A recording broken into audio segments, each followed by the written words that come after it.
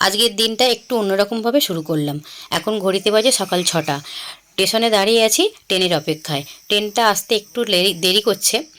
আর এই যে মামসোনাকেও সাথে নিয়েছি। মামসোনারও শরীরটা খারাপ, তাই মামসোনাকেও দেখিয়ে আনবো। পিজিতে যাব ডাক্তার দেখাতে। ট্রেন থেকে নেমে মেট্রোয় উঠেছি। মেট্রোয় উঠে এই যে মামসোনার শরীরটা এতটাই খারাপ, ও একদম শুয়ে পড়েছে। আমার কোলে বসেই শুয়ে গেছে। যে মেয়ে সবসময় মানে ছটপট করে, মুখের কথা সবসময় বুলি বেরোতেই থাকে, সেই মেয়ে একদম চুপচাপ ও নির্ঝুম হয়ে গেছে। একদম এই যে মুখ গুজে শুয়ে রয়েছে আমার কোলে। 1 মাস আগে ডেট নিয়ে গেছিলাম রক্ত রিপোর্ট করতে হবে বলে। দুটো রিপোর্ট হবে, আর একটা রিপোর্ট বাইরে থেকে করতে হবে। অ্যালার্জি রিপোর্টটা করিয়ে নিয়েছি, আর এইখানে এসে এই যে রক্তের রিপোর্টটা করিয়ে নিলাম।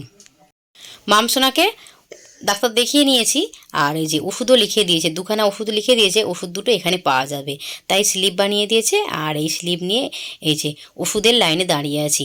সেই মাথায় ওষুধ দিচ্ছে, আর আমি এই যে শেষ মাথায় দাঁড়িয়ে আছি। ওষুধ নিয়ে বাড়ি যাব। ওষুধ নেওয়া হয়ে গেছে। ওখানে দাঁড়িয়েই মামসোনাকে আগে ওষুধটা খাইয়ে দিয়েছি। খাইয়ে তারপর ওখান থেকে বেরিয়ে এসেছি। এসেই মেট্রো ধরেছি। মেট্রো ধরে এই যে বসে রয়েছি। মামসোনা তো একদম পুরো ঝিমিয়ে গেছে, চোখ মুখগুলো একদম শুকিয়ে গেছে মেয়েটার। চলো মেট্রো ধরে বাড়ি যাই, পরে কথা হবে। বাড়িতে আসতে আমাদের 4:30 বেজে গেছে। এসে চান করে ফ্রেশ হয়ে নিয়ে এই যে মামসোনার জন্য খাবার বানাচ্ছি। মামসোনার ড্যাডি ভাত বানিয়েছিল, কিন্তু মামসোনা খেতে পাচ্ছে না। গলায় এতটাই ব্যথা যে একটু জল পর্যন্ত ঘিরতে পারছে না।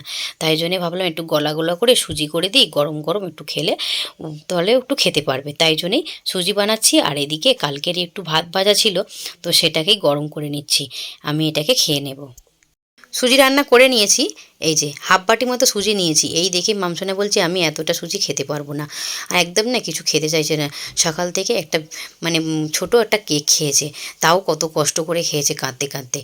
আর বাড়ি এসে এই যে এখন সুজি রান্না করে দিয়েছি, এটা একটু খাইয়ে ওকে ওষুধ খাওয়াবো। কিছুতেই শুনছে না, না আমি এতটা খেতে পারবো না। দেখো কেমন কাশছে, দেখে না মনটা একদম খারাপ হয়ে যাচ্ছে। কি করবো বলো বন্ধুরা? তোমাদের কাছে ঘরোয়া টোটকা থাকলে অবশ্যই একটু বলো। খাবার খাইয়ে জল খাইয়ে ওষুধ খাইয়ে শুইয়ে দিয়েছিলাম।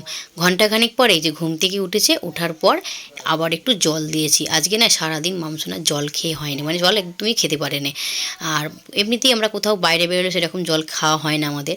আর তার মধ্যে ও একদম জল খেতে পারছে না, মানে মানে গলায় ঘিরতে গেলেই ব্যথা করছে, তাই জন্য সেরকম জল খেতে পারে না। তাই এখন একটু গরম জল করে হালকা একটু কুসুম গরম করে জল দিয়েছি। বললাম এতটা খেতে হবে না, অল্প একটু খাও, আবার বাকিটা একটু পরে খেও। এই যে সেই জলটা নিয়েই বসে আছে। একজন সুস্থ হয়ে উঠতে না উঠতে আরেকজন অসুস্থ হয়ে পড়েছে। মামসোনা যদি বা ওষুধগুলো খেয়ে একটু সুস্থ হয়েছে, আবার মামসোনার ড্যাডি জ্বরে পড়েছে।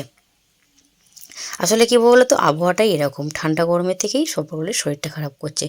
বন্ধুরা আজকে এখানেই শেষ করছি। সকলেই ভালো থেকো, সুস্থ থেকো, সাবধানে থেকো।